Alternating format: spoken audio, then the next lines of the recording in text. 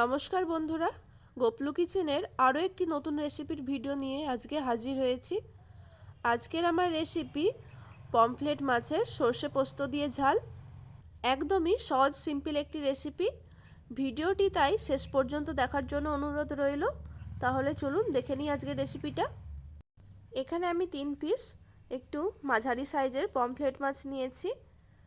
মাছগুলো একদম ফ্রেশ আছে আর আমি ভালো করে ধুয়েও নিয়েছিলাম। এবার এই মাছগুলোকে আমি ছুরি দিয়ে একটু কেটে নেব। মানে মাছগুলোর এই পিঠের দুদিকটা ছুরি দিয়ে একটু কেটে দিচ্ছি, যাতে মাছগুলোর মধ্যে ভালো মতো মশলার ফ্লেভারটা ঢুকে যায়।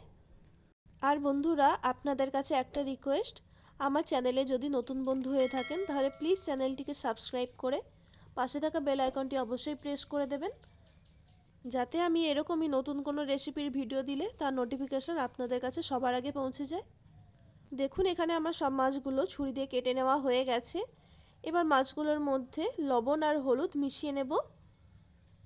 অল্প পরিমাণে লবণ আর হলুদ দিয়ে দিচ্ছি। আপনারা চাইলে একটু সর্ষের তেল দিয়েও মাছগুলো ম্যারিনেট করে নিতে পারেন।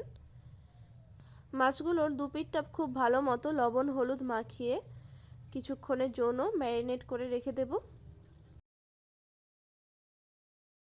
অপরদিকে এই রেসিপির জন্য যেই মশলাটা লাগবে সেগুলি নিয়ে নেব। নিচ্ছি 1 চামচ সাদা সর্ষে, 1 চামচের একটু কম কালো সর্ষে, আর 1 চামচ পোস্ত। সামান্য একটু জল দিয়ে সর্ষে আর পোস্তটা একটু ভিজিয়ে রাখবো। তারপর শিল বা মিক্সির মধ্যে এটিকে মিহি পেস্ট বানিয়ে নিতে হবে। আমি এই মশলাটা শিলেই বানিয়ে নেব। এবার মাছগুলো ভেজে নেব। তার জন্য একটা ফ্রাইং প্যানের মধ্যে পরিমাণ মতো সর্ষের তেল দিয়ে দিচ্ছি। তেল ভালো করে গরম হয়ে গেলে মাছগুলো একে একে এই কড়াইয়ের মধ্যে দিয়ে দেব। দুপিঠটা উল্টে পাল্টে লাল করে ভেজে নেব।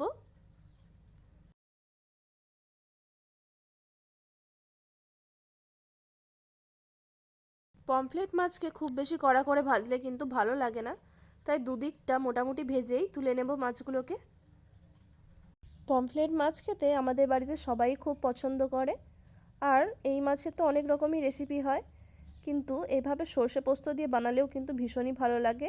মাছগুলো ভেজে নেওয়া হয়ে গেছে, এবার এগুলিকে আমি তুলে নিচ্ছি।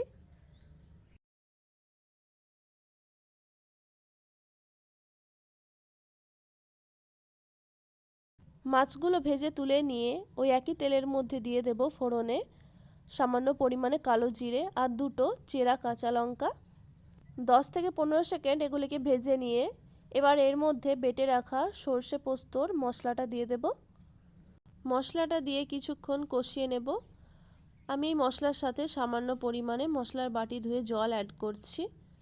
মশলাটা এখানে 30 সেকেন্ডের জন্য কষিয়ে নেব, যতক্ষণ না মশলা থেকে ভালো মতো তেল ছেড়ে যায়।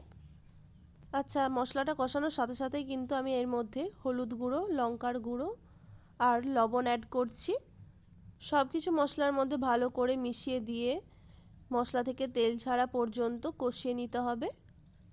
মশলা থেকে তেল আলাদা হয়ে গেলে এর মধ্যে পরিমাণ মতো জল দিয়ে দেব। এখানে যেরকম পরিমাণে গ্রেভি রাখতে চান সেই হিসেবে কিন্তু জলটা অ্যাড করবেন, তবে খুব বেশি ঝোল রাখলে কিন্তু ভালো লাগবে না। তারপর গ্রেভি ফুটতে শুরু করলে ওর মধ্যে একে একে মাছগুলো দিয়ে দিতে হবে। মাছগুলো দুদিকটা আমি গ্রেভির মধ্যে ভালো মতো ডুবিয়ে দিচ্ছি, যাতে মশলাটা ভালো মতো মাছের সাথে মিশে যায়। গ্রেভি কম রেখেছি, সেই জন্য মাছগুলোকে আমি উল্টে পাল্টেই গ্রেভির মধ্যে ডুবিয়ে দিচ্ছি।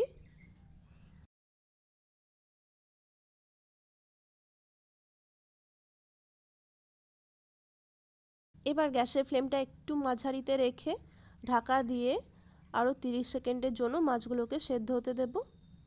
30 সেকেন্ড পর ঢাকাটা খুলে নিয়েছি। এখানে পমফ্রেট মাছের ঝাল কিন্তু একদম রেডি। কিছুক্ষণ রেস্টিং টাইমে রাখার পর গরম গরম ভাতের সাথে কিন্তু পরিবেশন করা যেতে পারে। ভীষণই টেস্টি লাগে এই রেসিপিটা। আজকের এই রেসিপিটা কেমন লাগলো অবশ্যই কিন্তু কমেন্ট করে জানাবেন।